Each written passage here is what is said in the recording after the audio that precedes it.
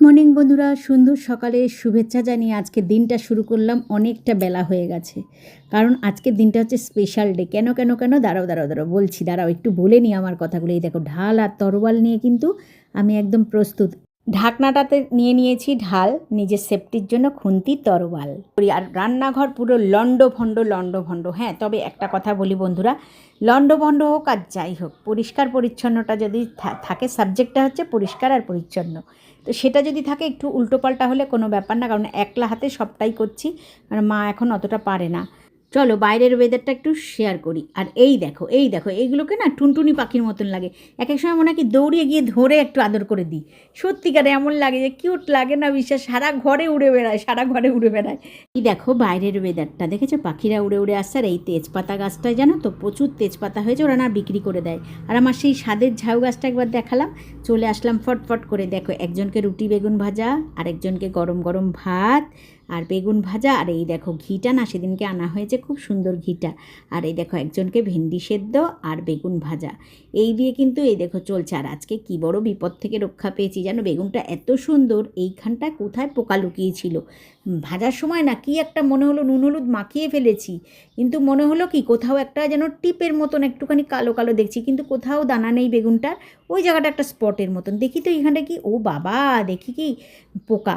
তারপরে যাই হোক ওটাকে কাটিং করে বাদ দিয়ে দিলাম। এই যে দুটো জায়গায় ছিল, কাটিং করে বাদ দিয়ে দিয়েছি। আর এইদিকে আর মাছের তৈয়ারি হচ্ছে রান্না করার জন্য। এদিকে একটু পটলও ভেজে নিচ্ছি কুচি ছোটো ছোটো করে। এটা আমার কাছে খুব ভালো লাগে জানো তো। আর এই দেখো চাটা এবারে একটু মাস্টারমশাইকে দিয়ে দেবো। তো যাই হোক, চাটা আমি একদিকে কিন্তু এক হাতে আমার ফোনটা ধরা আছে, এক হাতে ওর জন্য আমি চাটা ছাঁকছি। আর বন্ধুরা, তোমাদের কাছে আমি একটা কথা বলতে চাই। আমার রান্নাঘরে যখন আমি কাজ করি সব উল্টো পাল্টা লণ্ডভণ্ড হয়ে রয়েছে। আর ওই বিশেষ কারণটা হচ্ছে আজকে 9টার সময় ঘুম থেকে উঠেছি, বুঝেছো? এটা সিক্রেট, কাউকে বলো না কিন্তু, ঠিক আছে?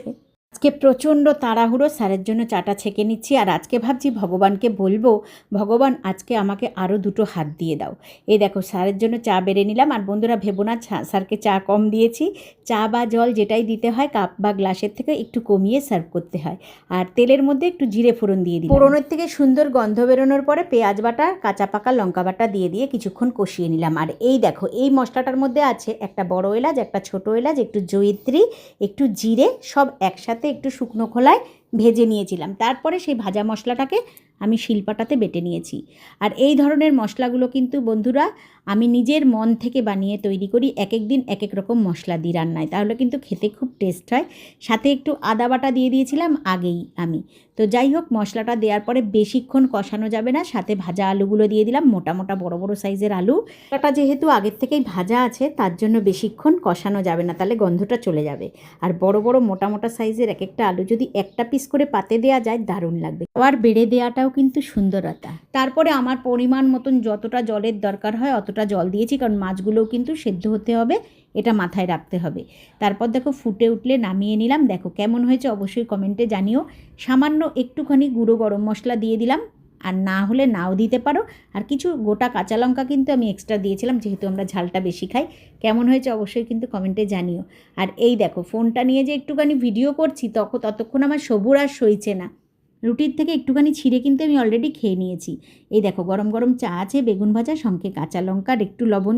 আর একটা বিষয় নিয়ে আজকে আমার একটু সংশয় আছে। আজকে আমার মাথার অবস্থা দেখো একদম উলট পালট, মনে হচ্ছে পাখিরা বাসা না ভেবে আমার মাথায় এসে না বসে পড়ে। ওরা না ভেবে ফেলে যে এটাই ওদের বাসা, কারণ সারা ঘরে উড়ে বেড়াচ্ছে ওরা, কোন সময় টুক করে এসে কিন্তু বসে পড়তে পারে, এতে কোনো সন্দেহ নেই, জানো তো। তো যাই হোক, অনেক মজা করলাম, অনেক ঠাট্টা করলাম, কিন্তু তার সাথে কিন্তু প্রচুর কাজ করেছি। এতটুকুনি সময়ের মধ্যে উঠে অনেক কিছু করলাম জানো তো। আর এই দেখো বেগুন ভাজার এই খোসাগুলো না আমার খেতে চাবিয়ে চাবিয়ে খেতে খুব ভালো লাগে। আর ছেলের খাওয়া হয়ে গেছে, সবার খাওয়া হয়ে গেছে, এখন আমি আর মা একটু বসেছি। মাকেও বলেছিলাম তুমি খেয়ে নাও, মা বললো না যে চল একসাথেই খাবো। অনেক বেলা হয়ে গেছে খেতে খেতে, তো ভাবলাম কি এবারে রুটিটাকে গোল গোল পাকিয়ে চুবিয়ে চুবিয়ে খেয়ে নিই চায়ের মধ্যে, তাই না? ঠিক করেছি না? টাটা বন্ধুরা, আবারও আরেকটা ভিডিওতে দেখা হচ্ছে।